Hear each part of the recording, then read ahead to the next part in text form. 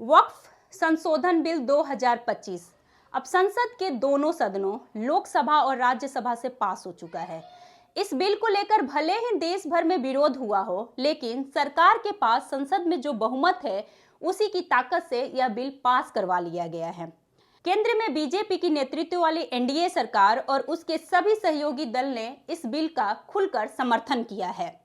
सरकार बता रही है कि इस बिल का मकसद है वक्फ संपत्तियों का डिजिटलीकरण, गरीब मुसलमानों का उत्थान, पारदर्शी रजिस्ट्रेशन में सही इस्तेमाल सुनिश्चित करना। लेकिन विपक्षी पार्टियां और मुस्लिम संगठन इसे मुस्लिम समुदाय के अधिकारों में दखल मान रहे हैं। राजनीतिक दलों ने इस मुद्दे पर अपनी अपनी सियासत शुरू कर दी है। कोई इसे सुधार की दिशा में कदम बता रहा है तो कोई इसे मुस्लिम हितों पर वार कह रहा है। लेकिन सच यह है कि संसद में संख्या बल के आगे कोई भी विरोध ज्यादा देर तक नहीं टिक पाया और बिल अब कानून बनने का एक कदम और करीब पहुंच गया है। 8 अगस्त 2024 को जब मोदी सरकार ने संसद में वक्फ बिल संशोधन पेश किया, तभी से इस पर सियासत गर्म हो गई। AIMIM और कई विपक्षी पार्टियों ने तुरंत इस बिल का विरोध शुरू कर दिया। उनका कहना है कि यह बिल मुस्लिम समुदाय के अधिकारों में दखल देता है और इससे वक्फ संपत्तियों पर सरकारी नियंत्रण बढ़ जाएगा। आइए समझते हैं कि वक्फ के पास कुल कितनी संपत्ति है। वक्फ बोर्ड में वर्तमान में भारत में लगभग 8.7 लाख संपत्ति का प्रबंधन करता है, जो कुल मिलाकर लगभग 9.4 लाख एकड़ भूमि में फैली हुई है।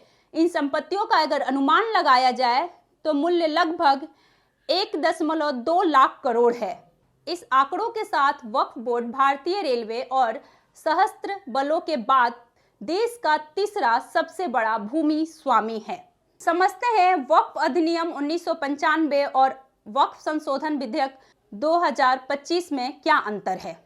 1995 के अनुसार कोई भी मुसलमान व्यक्ति संपत्ति वक्फ कर सकता था बिना किसी समय सीमा के, लेकिन 2025 के अनुसार वक्फ वही करेगा जो कम से कम 5 साल से मुस्लिम हो, यानी वह प्रैक्टिस कर रहा हो, 5 साल से अपने धर्म का प्रैक्टिस कर रहा हो। परिवार को अपने संपत्ति का जो हिस्सा है वो देने के बाद जो बचेगा उसी संपत्ति को वह वक्फ कर सकता है। पहले वक्फ बोर्ड के पास खुद का यह अधिकार होता था कि वह किसी भी संपत्ति को वक्फ घोषित कर सकते थे। 2025 अधिनियम के अनुसार अब वक्फ बोर्ड के पास यह अधिकार नहीं होगा और जांच और कागजात के आधार पर ही संपत्ति घोषित किया जाएगा। इसमें सदस्यों को लेकर बहुत बड़ा बदलाव किया गया है। पहले वक्फ बोर्ड में केवल मुस्लिम सदस्य होते थे, लेकिन अब 22 सदस्य होंगे जिसमें 10 मुस्लिम होंगे, उसमें 2 महिलाएं अनिवार्य हैं, 4 गैर मुस्लिम होंगे जिसमें 2 जज होने चाहिए और 3 सांसद होंगे। इसमें राज्य वक्फ काउंसिल के सदस्यों में भी बहुत बड़ा बदलाव किया गया है। कुल 11 सदस्य होंगे जिसमें 3 से ज्यादा मुस्लिम नहीं होंगे। पहले जो मुस्लिम समुदाय शिया, सुन्नी और पसमंदा, बोहरा, इन समुदायों में अलग अलग वक्फ बोर्ड की व्यवस्था थी। विशेष रूप से शिया वक्फ बोर्ड को वक्फ फंड का 15% हिस्सा ही मिलता था। लेकिन अब वक्फ संशोधन विधेयक 2025 के तहत सभी समुदायों को एक ही ढांचे में शामिल कर दिया गया है। पहले वक्फ अधिनियम 1995 के तहत वक्फ बोर्ड के खातों की जांच यानी ऑडिट करने का अधिकार राज्य सरकार के पास होता था, यानी राज्य सरकार यह तय करती थी कि वो ऑडिट कैसे करे। लेकिन अब संशोधन विधेयक 2025 में यह बड़ा बदलाव किया गया है। अब वक्फ बोर्ड के खाताओं का ऑडिट भारत के नियंत्रण और महालेखा परीक्षक CAG द्वारा किया जाएगा।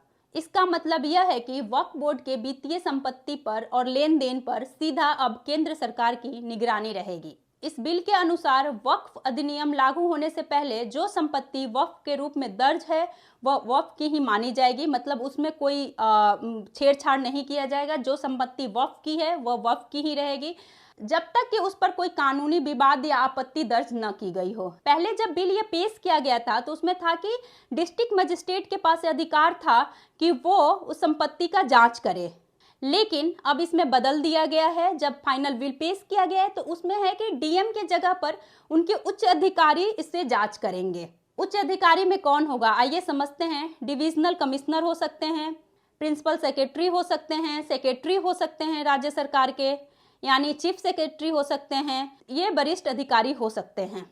इस बिल में बहुत सारा बदलाव किया गया है। आपको यह वीडियो कैसा लगा? अगर अच्छा लगा होगा तो लाइक करें, कमेंट करें और हमारे चैनल को सब्सक्राइब करना ना भूलें। धन्यवाद।